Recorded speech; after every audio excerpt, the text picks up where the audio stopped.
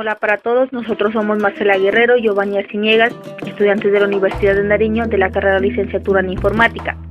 En esta ocasión daremos a conocer algunos aspectos principales sobre el capítulo 3 del libro Discurso Constructivista de las Tecnologías del autor Rómulo Gallego. Tecnología y sociedad. Después de la caída del Imperio Romano, los habitantes de las grandes ciudades disfrutaban de mayores favores que de los residentes del campo. El poder estaba ejercido por los terratenientes que se habían apropiado de las tierras y ejercían gran poder y mandato sobre estos. Se empieza a observar un interés por el desarrollo de la economía con base a mejor desarrollo capital para satisfacer relaciones globales y complejas. Si nos vamos un poco más atrás, las ciudades eran habitadas por tratantes y artesanos, cuya finalidad era servir a los ciudadanos. Estos andaban de un lugar a otro ofreciendo sus productos de feria en feria, pagando impuestos en cada lugar. En algunos casos, los soberanos eximían a los siervos de impuestos, razón por la cual fueron llamados francos, que con el tiempo dejaron de ser privativas de criterios individuales y pasaron a beneficiar a muchos. Es aquí donde los artesanos empiezan a convertirse en comerciantes de las grandes ciudades. Después se presenta una asociación que perdurará e impulsará el desarrollo de la técnica y por ende la de la gran economía. Adam Smith puntualiza que las ciudades de Italia en Europa fueron las primeras en tener un alto grado de desarrollo por su comercio, ya que en ese entonces las grandes cruzadas fueron epicentros de conflictos militares, las cuales necesitaban grandes provisiones y municiones. Al principio esas eran exportadas, pero luego al observar sus grandes demandas fueron hechas por los mismos comerciantes, iniciándose así de esta forma el origen de las primeras factorías y con ello impulsando a la construcción de las técnicas en esta época. La materia prima era trabajada por los artesanos. Con la entrada y la llegada de la circulación de dinero, los grandes señores encontraron conveniente que estos no trabajaban solo para él, sino que se dieran en producción para otros, para así que la burguesía se librase de pagar impuestos, permitiendo de esta forma la entrada y salida de mercaderes, llevando a la ciudad a convertirse en un gran centro comercial. Es así que se llega a una vida urbana y con ello al flujo libre de mercancías, ideas, estructuras conceptuales, metodológicas y actitudinales. Con el surgir del comercio, el aumento de la población y la aparición de esta clase media, en lugar de los artesanos esclavos de las factorías de Roma y de Alejandría, aparece el progreso de la técnica, aparecen los gremios de los maestros artesanos, siendo estos hombres independientes quienes viven de su oficio y trabajan individualmente o con ayuda de obreros, laborando en sus casas o en cualquier otro lado. Después de grandes trabajos se dio a la creación de talleres, que llevaron al artesano a convertirse en un patrono. Es así como éste se inventa como un iniciador de las factorías. Debido a la alta demanda de productos, se empieza a desarrollar las grandes fábricas que trabajan para la mercancía internacional.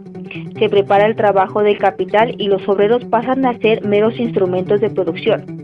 El maestro artesano es el organizador de la producción, es el encargado de reducir costos e intensificar el uso de herramientas. Es decir, que esos artesanos se convierten en simples obreros de producción.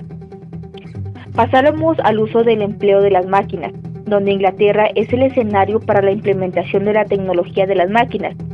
Una vez que se reunieron los talleres y los trabajadores que realizaban tareas idénticas, simples y repetitivas, el siguiente paso era transferir la operación manual a un mecanismo acumulado por alguna clase de energía, supervisado por un trabajador que era el que cumplía el artesano.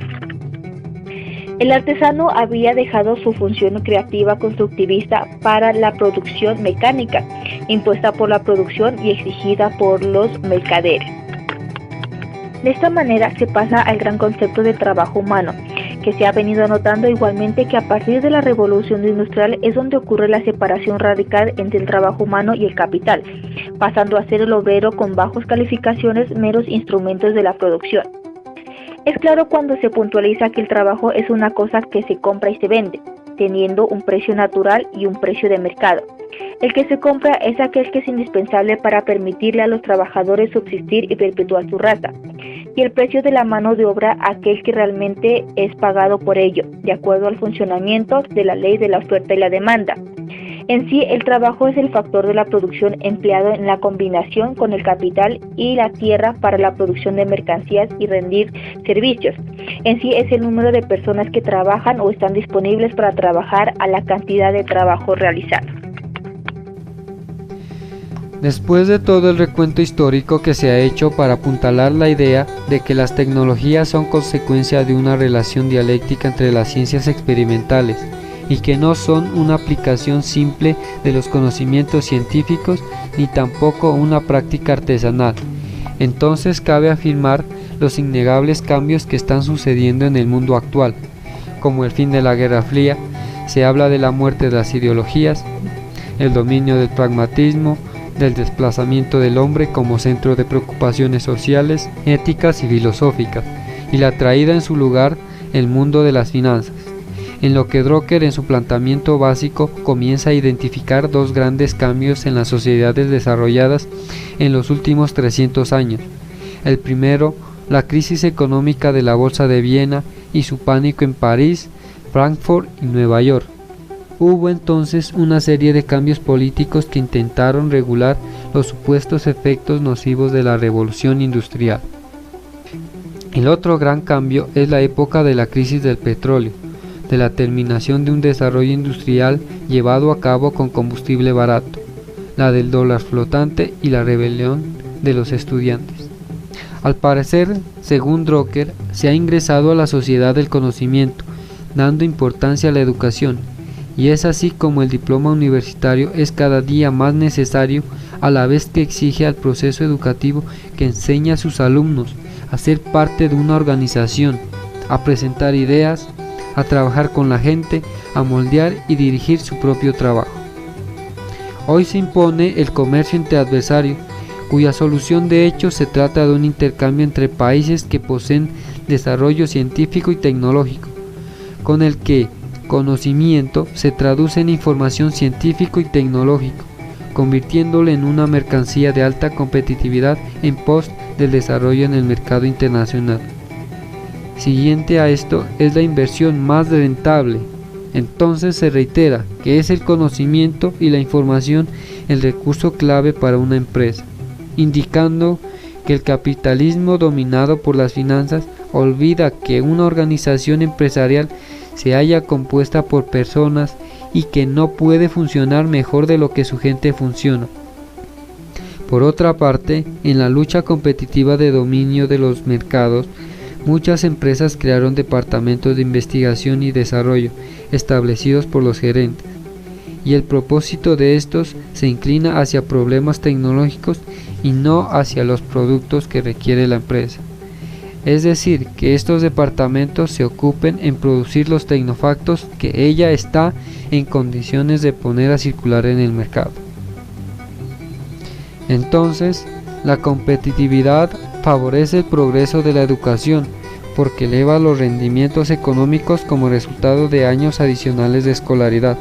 De la misma manera, una mejor educación acentúa la competitividad económica, pues aumenta la productividad de los trabajadores, fuera de que, con los vínculos internacionales, se posibilita el uso de conocimientos y de las tecnologías. Finalizando este capítulo, solo nos queda agradecerles por brindarnos su valioso tiempo para escucharnos. Gracias, será hasta una próxima ocasión. Chao.